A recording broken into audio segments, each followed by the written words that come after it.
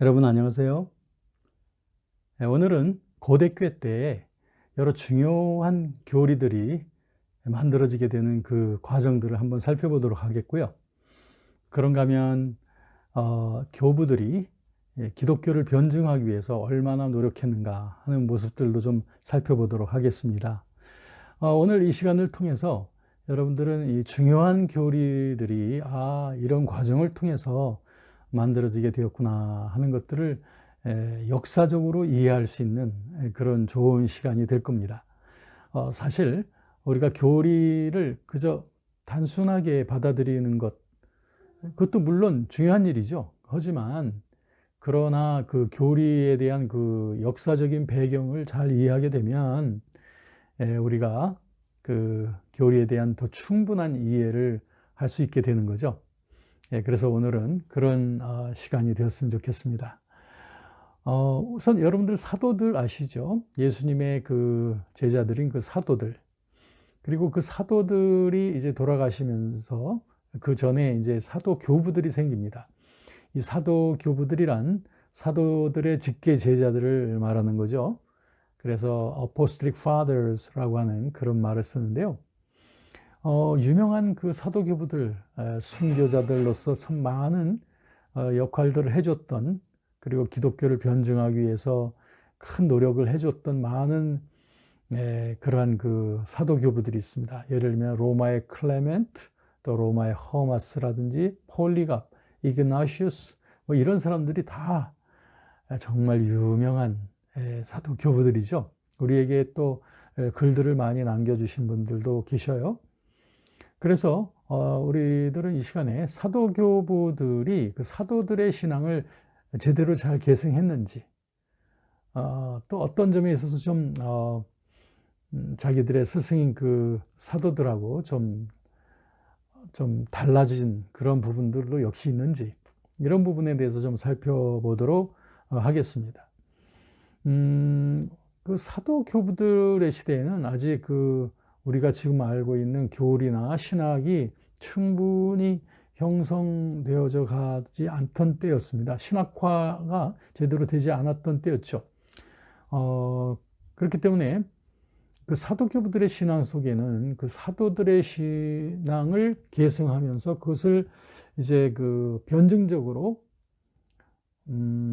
드러내려고 하는 그런 노력들은 있었습니다.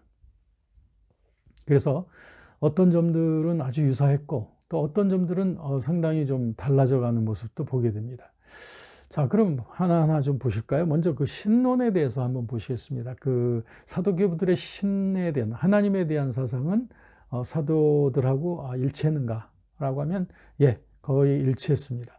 사도들도 그랬지만 이 사도교부들도 둘러싸여 있는 그 환경이 다신교와 또 범신론과 또 금욕주의와 또 이원론적인 세계관을 갖고 있는 그런 종교들, 또 유대교, 뭐 이런 그 여러 그 신념의 강한 강적들을 맞으면서 이 기독교 사도교부들은 어찌하든지 그 하나님성을, 기독교의 하나님에 대한 그 교리를 보존하려고 애를 썼습니다. 그래서 특별히 그 삼일체 하나님성을 상당히 강조했고요. 다신론자들을 향해서는 기독교의 유일신론을 강조했고, 그런가 하면은 또한 단일신론자들과 같은 그런 그 유대교도 단일신론 아니겠습니까? 단일신론을 대항하여서는 또한 삼일체론을 풍요롭게 또 표현하곤 했습니다. 그 다음 또한 이들의 그 예수 그리스도에 대한 교리, 즉 기독론에 있어서는 어땠을까요? 이 사도교부들도 사도들과 마찬가지로 예수 그리스도의 참 하나님 되심과 그리고 참 인간 되심에 대한, 즉 예수 그리스도의 신인 양성의 교리에 대하여 사도교부들은 상당히 정열을 가지고 변호해 가게 되었습니다. 사실 많은 변증적인 노력이 바로 예수 그리스도에 대한 교리를 지키려고 하는 것이었죠. 그리고 그들은 그리스도가 이미 이 창조 전부터 이미 선재하신 하나님으로, pre-existence, 선재하신 하나님으로서 분명하게 가르쳐지고 있었습니다. 그런가 하면 좀 사도들과는 달리 이들이 좀 그 교리의 왜곡이 되어지고 탈선이 되어지는 분야가 바로 구원론 분야가 되겠습니다. 사도들의 시대나 사도 교부들의 시대나 사실 그렇게 큰 뭐 한 1세기 이상 차이가 벌어나는 그런 시대는 아님에도 불구하고 사도들의 신앙 속에는 하나님의 그 계시적인 요소가 듬뿍 담겨져 있었죠. 그런데 사도 교부들은 자신들의 스승인 그 사도들로부터 배우긴 했습니다.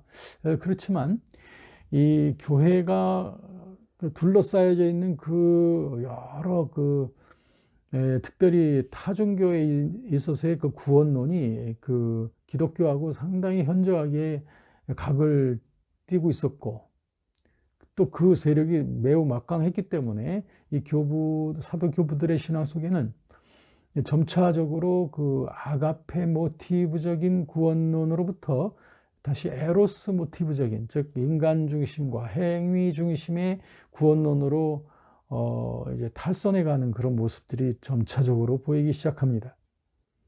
그 영향은 기독교가 둘러싸여 있는 그 주변의 강적 가운데 우선 유대교가 있죠. 유대교에서는 그 율법주의적인 강조가 강했습니다. 그런가 하면 영지주의라고 하는 커다란 덩치 큰 그 종교가 있죠. 그 영지주의에서는 플라톤적인 이원론을 배경으로 한 금욕주의, 금욕주의와 그 신비주의 이런 것들이 영지주의에서 강렬했고요. 그 다음에 그 당시에 그 스토아 철학이 또한 굉장히 강했기 때문에 스토아 철학에서는 이런 그 도덕주의, 그러니까 율법주의나 금욕주의나 또 도덕주의나 다 같이 한 가지로 공통된 게 뭐겠습니까? 그것은 에로스 모티브적인 구원관이 아니겠습니까? 뭔가 좀 인간이 뭔가 구원을 위해서 뭔가 좀 해야 된다라고 하는 그런 거죠.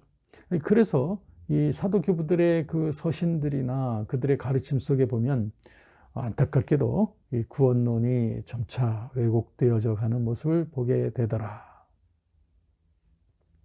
그 다음에 또 보면은 이제 교회론에 있어서는 어떨까요? 교회에 대한 사상은 사도들이 갖고 있었던 사상과 유사했고요. 특히 이그나시우스 같은 사람이 교회론을 많이 말했는데, 그는 특히 교회의 선제성, 교회는 어떤 피조계보다도 훨씬 앞에 있는 선제하고 있는 그러한 기구로서 표현을 많이 합니다. 그 다음에 성경에 대한 교훈은 어땠을까요? 성경에 대해서 특별히 그 당시에는 신약 성경은 아직 정경화 작업이 충분히 되어지지 않았었던 때였고, 그들이 갖고 있는 경전, 그게 뭐였죠? 구약 성경입니다.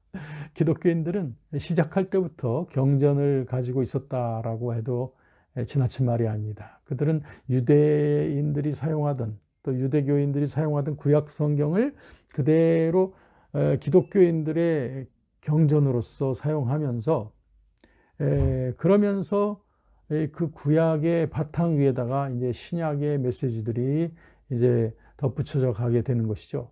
그런데 이제 해석상에 있어서 구약의 내용을 신약과 연관시켜서, 즉 초대교회 이후의 신앙과 연관시켜서 구약 성경을 해석하는 경향으로 가다 보니까 그 구약 성경의 그런 어떤 역사적 맥락 이런 것들이 좀 간과되어질 때가 많았고, 이것을 복음적인 각도로 모든 구약의 메시지들을 초점을 맞추다 보니까 좀 알레고리컬한 그 우화적인 해석에 빠져들어갈 그런 일들이 참 많이 있었겠죠. 이렇게 성경에 대해서 그랬고요. 그 다음에 세례에 대한 관념을 보면, 이거 세례에 대한 것은 아까 구원론하고 서로 연관이 되집니다. 구원론이 탈선되어지는 것처럼 세례의 의식도 점차 탈선되어집니다. 초창기 때, 초대교회 때의 세례에 대한 관념은 내가 예수를 믿고 죄를 회개하고 주님을 영접하여 내가 거듭났다라고 하는 것을 이제 만천하에, 그리고 특히 교회 공동체 앞에 드러내는 그 의식이 바로 세례였었던 거예요. 그러니까 그 당시에는 뭐 세례 자체가 우리에게 구원을 주고 안 주고 하는 그런 의식이라기보다는, 그런데 이제 점차적으로 이제 교회 속에서 이 세례에 대한 것을 좀 성례전적 은총으로 받아들이는 sacramental grace, 즉 성례전 그 자체에 어떤 은혜가 주어지는 그 효험이 있다라고 보는 이런 의식이 점차 강조되어져 가는 것을 보게 됩니다. 이것은 아까 구원론의 탈선하고 연관이 되는 거예요. 그러니까 인간이 자신의 그 구원의 문제에 대하여 스스로 하나님 앞에서 자신이 확신을 갖지 못하게 되자 뭔가 그 성례전이라고 하는 그 외부적인 그러한 그 힘이 초월적으로 타율적으로 나에게 그 은혜를 주지 않겠는가라고 하는 그 의식 속에서 이 세례에 대한 의식이 점차적으로 이렇게 권위를 띠게 되는 거죠. 그러자 이제 사람들은 생각하기를 세례를 받으면 이제 지나간 죄를 씻게 된다. Remission of sins. 지나간 죄들이 씻겨진다. 그 다음에 성령을 받는 게 바로 세례를 받으면 성령을 받는 거다. 그리고 세례 받고 난 다음부터는 이제 더 이상 죄를 짓지 말고 살아야 될 거다라고 하는 이런 에로스 모티브적인 이런 구원관이 세례 의식에 그대로 반영되는 것을 보게 됩니다. 그 다음에 마지막 한 가지는 종말론에 관해서인데요. 종말론에 관해서는 아무래도 전에 그 몬타누스파와 같은 그 급진적인 그 시한부 종말론자들을 배격하게 되니 이제 교회의 신앙 속에서의 그 종말이라고 하는 것은 좀 더 진전되어져 가야 되는 것으로 생각하는 경향들, 그렇게 급박하게 종말이 다가오진 않을 거라고 하는 그런 신념들이 생기게 되어지고, 그런가 하면 이제 부활에 대한 관념, 부활에 대한 관념은 그 플라톤적인 부활관념이 아니라 기독교적인 부활관념을 지켜갑니다. 그게 무슨 말인가 하니, 플라톤적인 부활관념이라고 하는 것은 영혼과 육체의 대립 속에서 육체를 탈피해서 영혼이 탈출하는 거죠. 육체라는 감옥으로부터 탈출해서 상승하는 것. 그게 이제 플라톤적인 부활관념인데, 기독교의 부활관념이란 육체를 악한 것으로 보는 게 아닙니다. 육체는 하나님의 성전이고, 그렇기 때문에 우리가 지금 natural body, 자연적인 그 몸으로서 살고 있지만, 이제 죽음 이후에 하나님의 성령께서 우리를 다시 일으키실 때는 그때는 spiritual body, 영적인 몸으로서 일어나게 된다는 거죠. 이 고린도전서 15장 44절에 있는 말씀이죠. 우리가 육의 몸으로 심고 영의 몸으로 다시 산다 할 때 그 영의 몸이라는 게 바로 spiritual body인 것입니다. 그렇기 때문에 우리가 죽음을 경험하고 나서 우리가 부활하게 될 때 우리 몸이 없는 부활이 아니라 몸과 함께하는 부활이다. 그런데 그 몸은 우리와 지금 우리가 입고 있는 이런 나약하고 병들고 또 늙어지는 그런 몸이 아니라 spiritual body, 아름답고 건강한 그리고 초월적인 그 몸으로서 우리는 다시 부활하게 된다라고 하는 것이 이게 우리의 부활의 소망이 되겠는데, 이와 같은 신앙을 교부들은, 사도교부들은 철저하게 잘 지켜나갔던 것입니다. 자, 그러면 이 사도교부들은 또한 그 변증적인 역할을 많이 했던 사람들이기도 합니다. 이들은 둘러싸여 있는 이교도들과 반대자들 앞에서 기독교를 훌륭하게 변증해야 될 그런 책무를 갖고 있는 분들이었어요. 그런데 그 주변에서 이 기독교를 공격하는 사람들의 그 비난의 화살이 아주 매우 날카롭고 따가운 것이죠. 그 중에서도 가장 유명했던 그 반대자가 켈서스라고 하는 사람이었습니다. 이 사람이 기독교를 반대하는 그 필치가 아주 대단히 날카로웠던 거죠. 그는 이렇게 공격을 했습니다. 기독교는 환상과 미신의 혼합물이다. 기독교인들이 쓰고 있는 그 성경이라고 하는 것도 역사적인 가치가 없고 그건 온통 신화적인 얘기로 가득 차 있다 라고 그렇게 비판을 합니다. 그리고 예수가 하나님이 있다고 하는 것은 그것은 다른 어떤 철학이나 다른 종교에서 나오는 그런 신화하고도 비슷하다. 예수가 부활을 했다고 하는 그 신빙성은 없다. 그리고 기독교인들이 사용하고 있는 그 구약 성경, 구약 성경도 이거 매우 의심스럽기 때문에 기독교인들이 그걸 자꾸 우화적으로 해석하는 이유는 구약 성경이 그만큼 문헌적으로 또 역사적으로 사실적으로 그 신빙성이 없기 때문이다라고 공격을 합니다. 특별히 예수의 인카네이션, 성육신 사건은 이것은 켈서스가 완전히 손살을 치는 거죠. 어떻게 신성이 어떻게 신성이 어떻게 물질을 입을 수 있느냐? 이것은 신의 불가변성하고도 어긋나는 것이고 명백히 모순되는 거다 하면서 공격을 합니다. 그리고 그리스도가 예언을 다 이뤘다? 그건 말도 안 된다. 왜? 예수 그리스도가 죄에 대한 문제를 다 해결했다고 하지만 그렇지 않다. 왜? 지금도 이 마귀와 어둠의 세력이 온 세상에 가득 차 있지 않느냐? 그것은 그리스도가 승리했다는 것을 말하지 않는다. 이런 식으로 아주 뜨끔뜨끔하면서도 자칫하면 등골이 오싹한 이러한 공격을 합니다.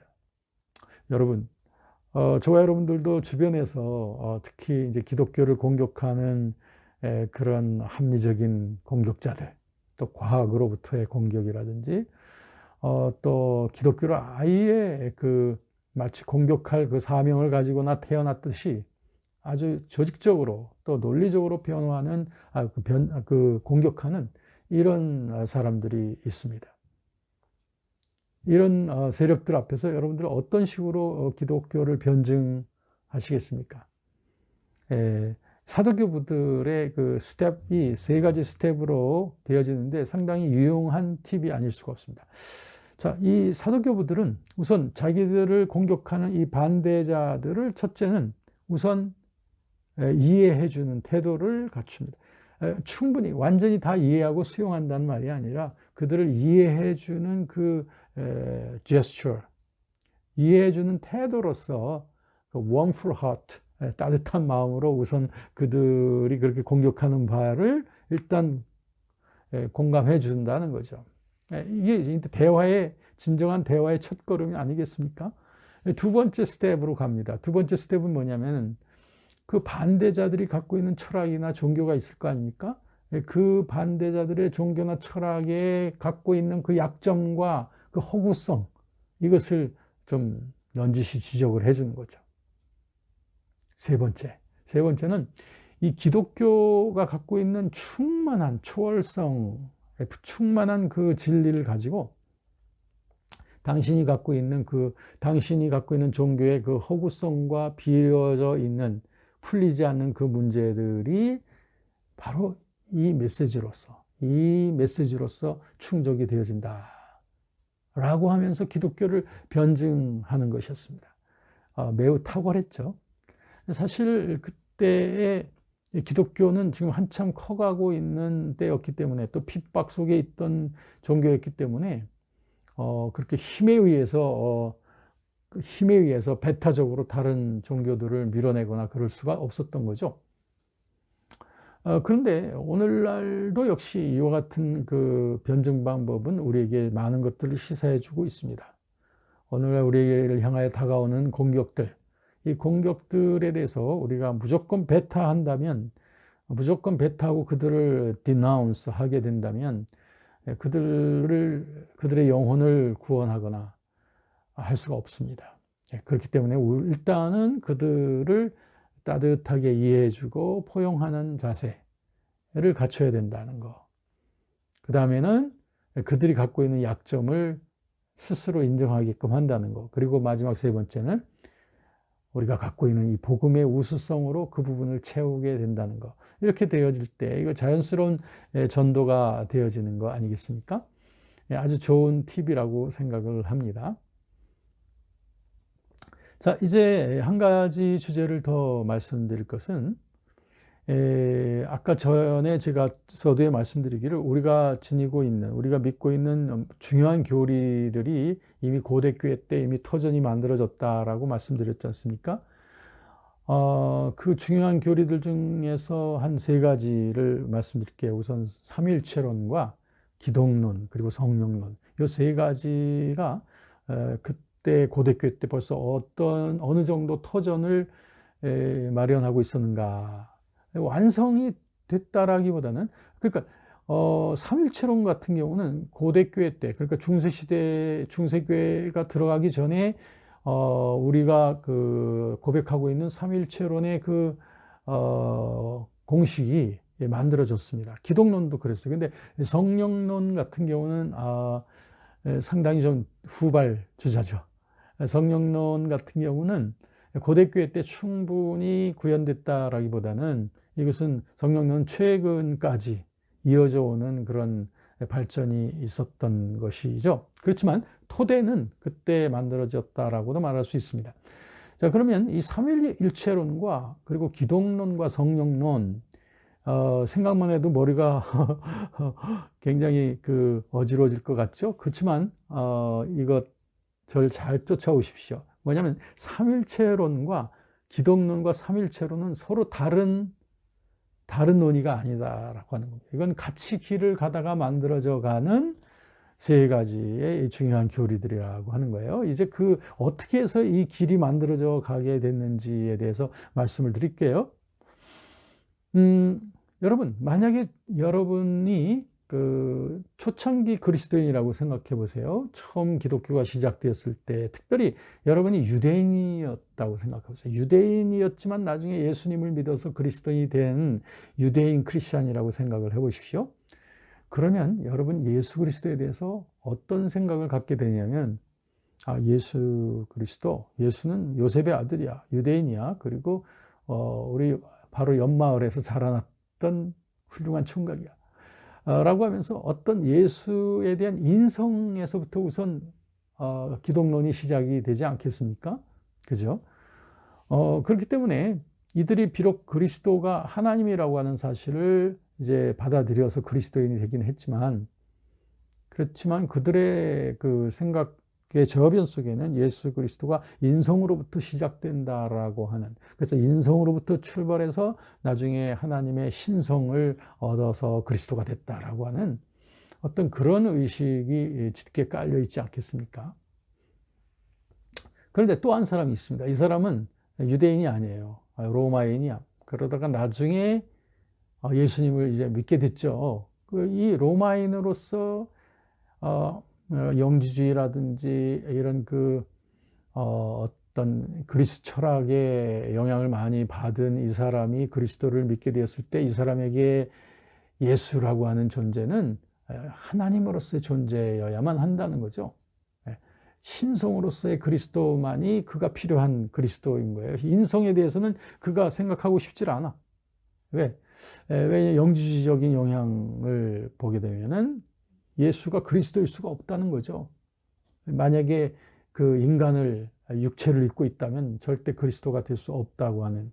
그러니까는 대개 이방인들 세계에서, 유대인들이 아닌 이방인들 세계 속에서는 대개 신성과 거룩성을 같이 보는 것이었기 때문에 예수를 온전히 신성으로만 생각하는 경향이 크지 않았겠습니까? 그렇다면 이런 유대적인 크리스찬들 교회와 또 이방적인 크리스찬 교회들이 서로 만나서 이제 서로 회의를 하게 되면, 이제 예수 그리스도가 누구시냐라고 하는 주제에서부터 시작을 할 거 아닙니까? 그러면 예수 그리스도의 신성과 인성에 대한 그런 강조점의 차이가 생기지 않겠어요?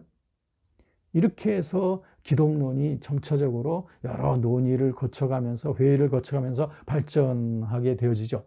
그러면서 마침내 이르게 된 것이 예수 그리스도는 완전한 하나님이시며 완전한 인간이다 라고 하는 기독론에 있어서의 매우 중요한 신인 양성의 교리가 만들어지게 된 겁니다.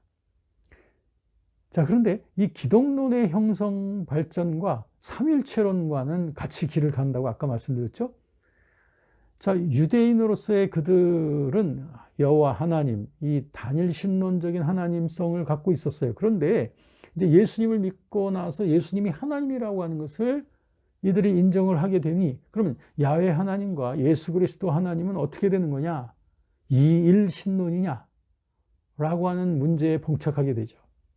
그러다 보니까 자칫하면은 이들이 이일 신론 쪽으로 가게 되면은 다신론으로 빠져들어가게 되는 거고, 그렇지 아니하고 하나님의 그 성부 하나님, 야훼 하나님만을 신성의 하나로서만 보는 것으로 빠져들어가면 이들은 단일 신론을 지키려고 하다가 결국엔 예수 그리스도의 하나님성을 잃어버리게 되는 거죠. 자, 이런 그 과정 속에서 논의가 계속되어져 가면서, 그러다가 거기에다가 덧붙여서 성령에 대한 언급이, 성령은 그럼 도대체 어떤 분이시고 성령은 우리가 어떻게 대우해야 되는 것이냐, 성령은 하나의 그냥 비인격적인 그런 어떤 하나님의 힘, 하나님의 능력 정도로 봐야 되는 것이냐, 아니면 성령을 하나님의 레벨에서 봐야 되는 거냐 라고 하는 논의가 또 같이 붙게 되는 겁니다. 그러다 보니까 성부, 성자, 성령 하나님을 결국에는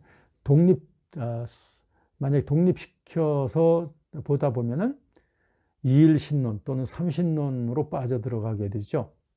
그건 다신론으로 가는 길이죠. 이것은 기독교성을 잃어버리는 거죠. 그런데 그 반대로 하나님의 단일성만 강조하다 보면 예수 그리스도의 신성도 잃어버리게 되고 성령의 하나님성도 잃어버리게 되죠. 이런 그 과정 속에서 계속적인 논의가 계속되어져 가다가 결국에 삼위일체론에 있어서 그 만족할 만한 형성을 갖게 되는 것이죠. 그건 뭐냐면 성부, 성자, 성령 세 위격의 한 하나님이라고 하는 이 삼위일체 교리가 만들어지게 되는 것이 바로 고대교회 때입니다. 그러니까 이때 바로 성령님의 그 위치도 역시 온전한 하나님의 레벨에서 설명이 되어지고, 성령을 그러니까 단순한 어떤 힘이나 비인격적인 어떤 능력으로 봐서는 아니 된다고 하는 것이 이미 고대교회 때에 이런 여러 논의들을 통해서 확립되어진 사항이 되겠습니다. 자, 오늘 많은 것들을 여러분들이 살펴보았습니다만, 이렇게 교리가 만들어져 가는 데는 그 나름대로의 그 컨텍스트가 있었고, 뭔가 그 필요성들에 의하여 이제 교리에 대한 논의들이 시작되고, 그리고 교리가 마지막에 이제 완전히 확정되어지기까지는 여러 디베이트들이 있게 되는 것이죠. 그러면서 그런 과정 속에서 잘못된 교리들이 배척이 되어지고, 그러면서 성경적인 복음적인 그런 교리들이 점차적으로 확립되어져 감으로 말미암아 오늘날 우리가 사랑하고 있는, 또 우리가 기쁘게 고백하고 있는 이 삼위일체론, 또 기독론과 그리고 삼위일체론, 그 성령론의 이 중요한 터전들이 이미 고대교회 때 만들어지게 되었던 겁니다. 참 놀라운 사실은 이들이 비록 오랜 시간을 교회를 거쳐서 이런 그 교리들이 만들어져 갔을지라도 그 만들어진 그 삼위일체론과 기독론과 성령론의 지금 우리가 고백하는 그 고백의 내용들이 성경에 나와 있는 그 진술과 다르지 않다고 하는 것은 참 놀라운 일입니다. 이것은 하나님께서 그 역사의 주관자가 되셔서 이 교회의 여러 공의회에서 교리적인 논의들이 있을 때마다 그것이 잘못 가지 아니하도록, 즉 성경의 내용으로부터 탈선되지 아니하도록 보호해 주시고 인도해 주시는 그런 그 하나님의 주권적인 역사가 있는 것이다. 이렇게 고백할 수 있는 것이겠죠. 자, 이것이 바로 하나님께서 이끄시는 하나님 중심의 역사 의식의 그런 관점에서 우리가 교리들을 바라볼 때 우리들 흔들리지 아니하며, 그리고 충분히 이해할 만하며, 그리고 또 변증할 수 있는 그런 우리의 확고한 신앙으로서 자리 잡게 되는 것이죠. 오늘 끝까지 시청해 주셔서 감사하고요. 여러분들에게 유익이 되어 주셨기를 바라겠습니다. 감사드립니다.